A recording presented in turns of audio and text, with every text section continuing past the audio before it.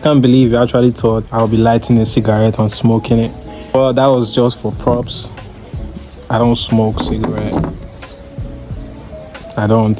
It's just for a purpose for this video. At least I don't smoke cigarettes anymore. I really want to talk about cigarette addiction. A lot of people out there suffer from addictions like this. I want to talk about this because me making videos like this, explaining my life experiences and past habits, which by the grace of God I've been able to overcome. Yeah, I'm sharing it with you guys and also giving you guys the tips how I've been able to do that and how to help you as well. But it all started from I think I was 14 years old. I became a product of my environment. Got mixed in with some bad friends. I won't really say bad, but you know what I'm saying, they were not really responsible. I started smoking from 14. Now, smoking cigarette was never a permanent addiction because I was able to break out from it. And then a year after, I started smoking again. Give it 2 years, I started smoking again. Fast forward to early this year, January, I became a chain smoker. Let me just say that. And I was smoking every single day, non-stop. Morning, afternoon, and evening. In like a day, I might smoke a pack of cigarettes. I struggled so much to break free from my addiction. I went through what's called cognitive dissonance. Many of you might not know what cognitive dissonance is. It's two simultaneous beliefs that creates discomfort. Your heart, that's your soul, and your flesh, your body, physical body, are fighting. You also know that smoking cigarette is bad for you, but your body wants it. And most of the time, the flesh wins over the soul. Cognitive dissonance is the sense that we create a loop in our own heads to make excuses for why we have to smoke cigarette. My excuses basically was I was in a top position then. I fell into depression and I felt like cigarette was also a way for me to cope with this depression. I was going through heartbreaks in life and heartbreaks in my relationship, and you know, I adopted smoking cigarette. Now, like every addiction, nobody wants to be addicted. As soon as you realize you're addicted, we struggle to break free from it, like I did. And over the past years, I've tried every means possible to break free from my addiction with smoking. I was a heavy chain smoker when it comes to weed and cigarette. Yeah, I've been able to overcome it, and I will be giving you guys my tips. I know you've tried it your way. You definitely have. If you're watching this right now, you struggle with addiction with smoking, and you tried your own way and it didn't work. How about this? Let's try my way. You have to trust me on this one. Let's try my way. Let's see how it goes. I'll be giving you guys the tips on how to help you overcome this. Now, the first part of breaking free from any addiction is acknowledgement. You need to acknowledge that you are addicted. You need to identify that, oh, I'm an addict and I have to break free from it. As soon as you realize that you are an addict, you also start fighting your flesh. And it's hard for your soul to fight your flesh when you are in denial. You've not really accepted that, oh, this is what I am. You know what I'm saying? I'm addicted to this thing. But if you can identify that I'm addicted, and you are one step, closer to breaking free from your addiction.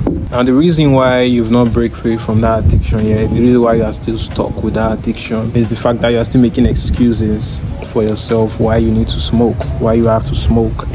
You keep making excuses, creating illusions for yourself to help you cope with your addiction. It comes in different ways. For me, it came in the form of boredom. I was bored, I was heartbroken, and I felt a little smoke wouldn't do me any harm.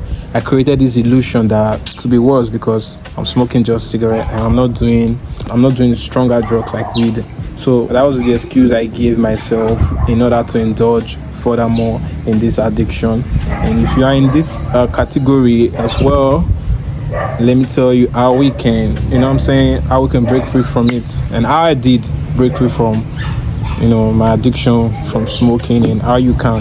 How to break free, my step number one is you practicing self-awareness. It's more like you preparing for the cognitive dissonance, preparing for when the urge comes for you to smoke, for you to light a cigarette. I got this tip from somebody on YouTube. This theory is then statement.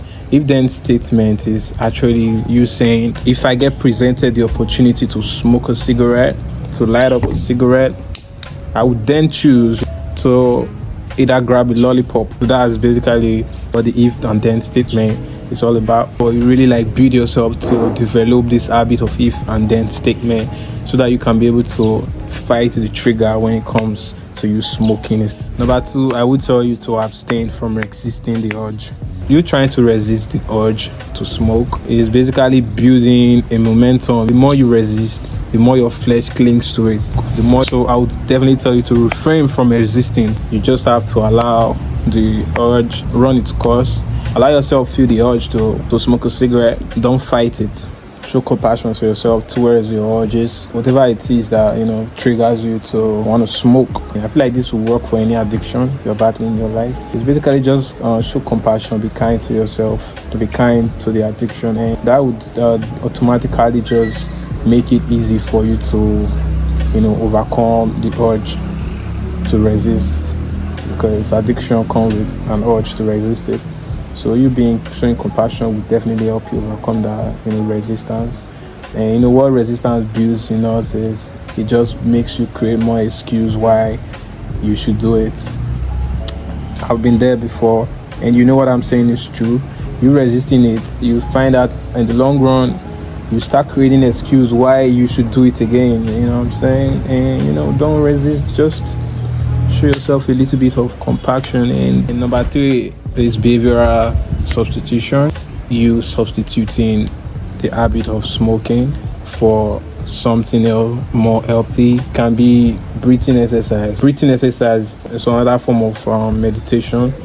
It's basically you sitting by yourself.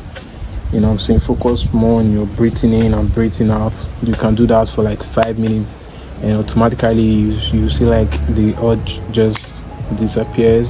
And for masturbation, you can do once you feel like that, just get up and do some push-ups.